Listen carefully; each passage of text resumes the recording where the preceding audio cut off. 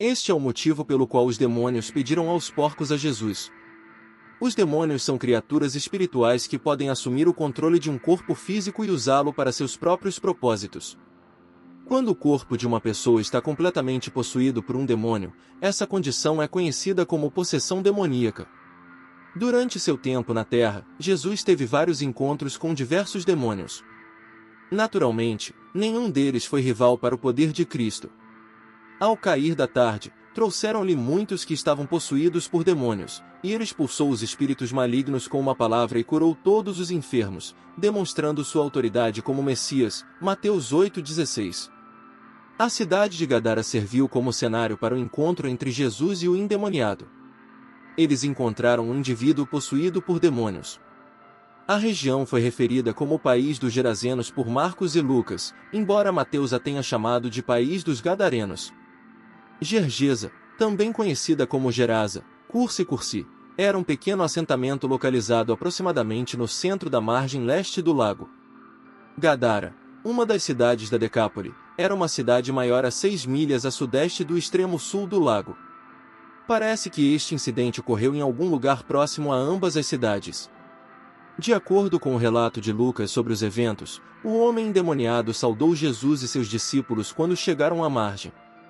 Lucas e Marcos mencionaram apenas uma das duas pessoas que estavam possuídas por demônios, embora ele fosse uma das duas, Lucas 8, 27 e 28. E quando ele desembarcou na terra, um certo homem da cidade saiu ao seu encontro, que tinha demônios há muito tempo, e não vestia roupa alguma. Nem habitava em casa alguma, mas nos sepulcros. Ao ver Jesus, ele gritou e caiu prostrado diante dele, e com grande voz disse: "O que tens tu a ver comigo, Jesus, Filho do Deus Altíssimo?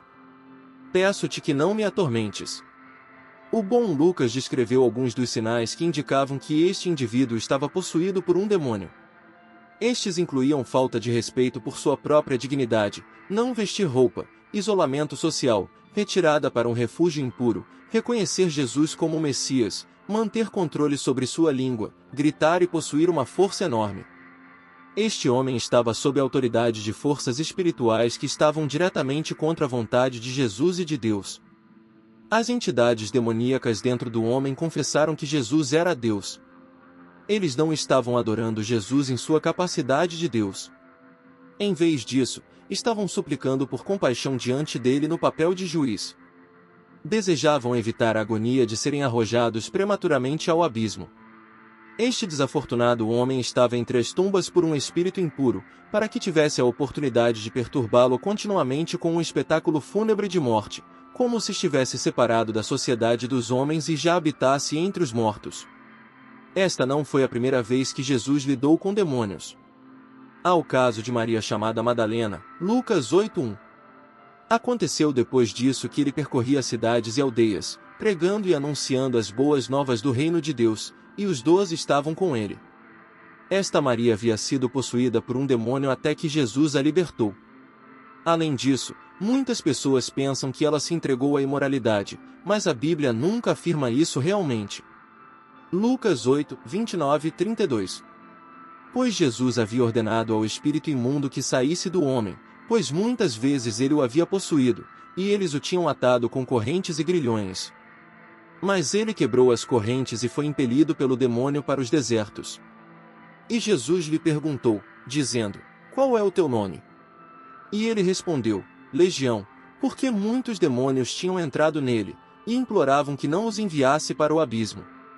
Havia ali um rebanho de muitos porcos que estavam pastando no monte, e imploraram que lhes permitisse entrar neles. E ele permitiu. Nas Escrituras, são descritos 4 lugares habitados por pessoas mais após a morte, junto com anjos e espíritos desobedientes. Esses lugares são descritos como lugares de tormento. Há um lugar conhecido como Tártaro, e dentro dele há correntes que mantêm certos anjos em seu lugar enquanto esperam o dia do juízo. Em todo o Novo Testamento, a palavra Tártaro é mencionada apenas uma vez em sua forma grega. 2 Pedro 2,4, diz: "Deus não perdoou os anjos quando pecaram, mas os lançou em Tártaro, os entregando a prisões de trevas para serem reservados para o juízo." Na maioria das traduções em inglês, a palavra Tártaro é traduzida como inferno ou inferno mais profundo. Outro lugar na Bíblia que fala sobre anjos caídos é Gênesis 6, 1-4. Segundo Judas 1,6, alguns anjos abandonaram sua morada própria nos céus. Como punição por este ato atroz, Deus os lançou em Tártaro, onde estão sendo mantidos em covas de escuridão até o momento em que serão julgados. De acordo com Lucas 8,31, a maior preocupação do demônio era ser lançado ao Tártaro. A menção de Tártaro por parte de Pedro é feita no contexto de condenar falsos mestres. Aqueles que espalham heresias deliberadamente dentro da igreja um dia se encontrarão no Tártaro, assim como os anjos caídos que são responsáveis por propagar o pecado. E enquanto aguardam o dia do julgamento, permanecem cativos nas correntes do Tártaro. Nos textos sagrados, há um lugar referido como Hades. Em hebraico, este lugar é conhecido como Sheol, frequentemente traduzido como inferno, e também frequentemente como sepultura. Assim aconteceu que após a morte de Jesus, ele desceu ao Hades. Pedro afirma que enquanto estava lá, ele pregou as almas que estavam sendo retidas. De acordo com a carta que Paulo escreveu aos Efésios, quando Cristo ascendeu ao céu, ele liderou esses cativos para fora de sua prisão, cumprindo assim a profecia do capítulo 61 de Isaías, que dizia que libertaria os que estavam presos e abriria as portas da prisão aos cativos. A palavra traduzida como profundo é o termo grego abissos, que, em outros lugares do Novo Testamento, é traduzido como abismo sem fundo. Note o fato de que eles estão implorando a Jesus, pedindo que neste momento não lhes seja ordenado ir ao abismo. Eles estão conscientes de que seu momento de serem lançados ao abismo chegará em algum momento próximo no futuro. Agora eles estão implorando por ainda mais liberdades, o que, se me perguntarem, é um dado interessante considerando que Jesus as concedeu. Naquele momento, ele não deu a ordem: não nos atormentes. Não nos envie ao abismo. E naquele momento, Jesus não os enviou ao abismo. No entanto, terão seu momento quando Satanás estiver amarrado. Agora eles serão soltos, e incitarão uma rebelião contra Deus e contra o reinado de Jesus Cristo nos corações dos homens maus. Depois disso, serão lançados ao Geena, o lugar onde estão a besta e o falso profeta. Em Gadara, a maioria da população era composta por não-judeus. Jesus instruiu os demônios que possuíam o homem a sair para que ele pudesse ser libertado de sua agonia. Jesus ordenou ao homem que dissesse seu nome para que ele pudesse ver quanta influência do mal o tinha possuído. Os demônios prefeririam muito mais estar encarcerados nos corpos de seres vivos do que ir para o lugar onde seriam castigados. Por isso, se não lhes fosse permitido continuar residindo no corpo do homem, prefeririam entrar em corpos de outros animais, incluindo porcos.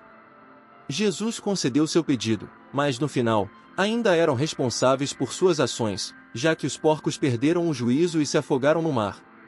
Jesus apresentou uma confirmação dramática e visual de seu poder sobre os demônios ao enviá-los para os porcos. Então os demônios saíram do homem e entraram nos porcos. E a manada correu violentamente para um lugar íngreme no lago e se afogou. Lucas 8,33. Jesus valorizava muito mais a vida de um único ser humano do que as vidas de 2.000 porcos. As pessoas locais estavam mais preocupadas com seus campos e incitaram Jesus a deixar a área por medo do que aconteceria se ele permanecesse lá por mais tempo.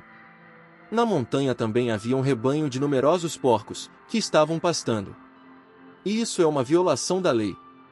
Esses homens estavam envolvidos em um comércio ilegal e tráfico. É equivalente a cultivar cocaína ou papoulas.